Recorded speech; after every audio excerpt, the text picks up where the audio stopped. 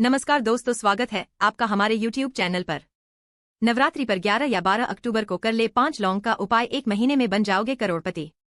आइए जानते हैं क्या वो उपाय। नवरात्रि का समय मां दुर्गा को प्रसन्न करने के लिए बहुत ही अच्छा है। नवरात्रि के दिनों में किए गए उपाय का 2 गुना फल व्यक्ति को मिलता है। यदि आप नवरात्रि में लौंग से जुड़े छोटे मोटे उपाय कर लेते हैं तो आपको आर्थिक समस्याएं से छुटकारा मिलेगा। साथ ही साल भर में ही आपको तरक्की और सुख समृद्धि मिलेगी। मां दुर्गा को प्रसन्न करने के लिए नवरात्रि में लोग तरह तरह के उपाय करते हैं, लेकिन यदि आप पर मां दुर्गा की विशेष कृपा पाना चाहते हैं तो लौ से जुड़ी बहुत ही सरल उपाय आप आजमा सकते हैं। लौ न सिर्फ स्वास्थ्य के लिए अच्छी है, बल्कि ज्योतिष शास्त्र में भी इसे बेहद चमत्कारी बताया गया है।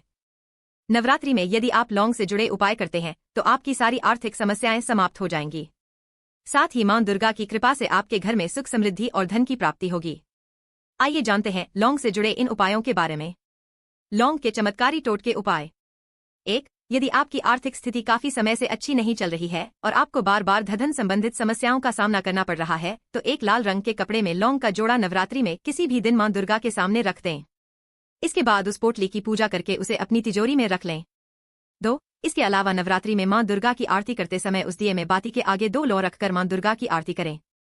ऐसा करने से घर में नकारात्मकता तो दूर होती ही है, साथ ही सुख समृद्धि का वास भी होता है।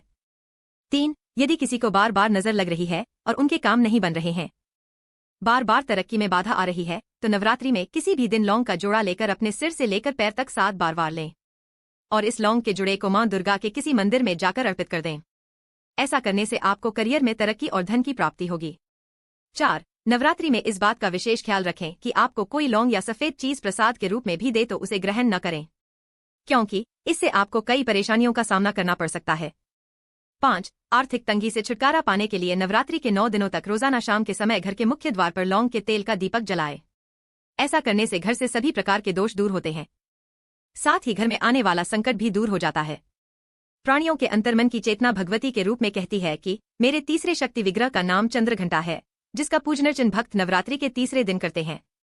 मेरे चंद्रघंटा स्वरूप में मेरा रंग सोने के समान चमकीला और तेजस्वी है।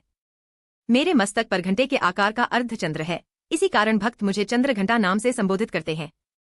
मेरे इस रूप में मेरे 10 हाथ हैं, जिनमें एक हाथ में कमल का फूल, एक में कमंडल, एक में त्रिशूल, एक में गदा, एक में तलवार, एक में धनुष और एक में बाण है।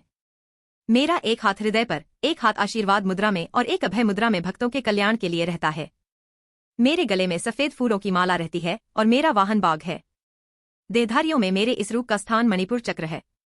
साधक मेरा आशीर्वाद प्राप्त करने के लिए मणिपुर चक्र में अपना ध्यान लगाते हैं। मेरी कृपा से श्रद्धालुओं को अलौकिक वस्तुओं के दर्शन होते हैं, दिव्य सुगंधियों का अनुभव होता है और दिव्य ध्वनियां सुनाई पड़ती हैं।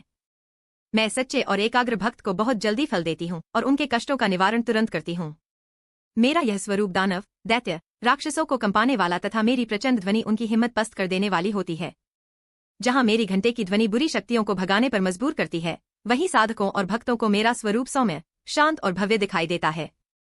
चंद्रघंटा रूप में ऐसे करे मुझे प्रसन्न अंतर्मन में स्थित दैवीय शक्ति उद्घोष कर मार्गदर्शन देती है कि नवरात्रि के तीसरे दिन मेरे चंद्रघंटा स्वरूप को दूध या इससे बने पदार्थों को अर्पित कर प्रसाद के रूप में भक्तों को वितरित करने से मैं सभी दुखों का नाश कर देती हूँ।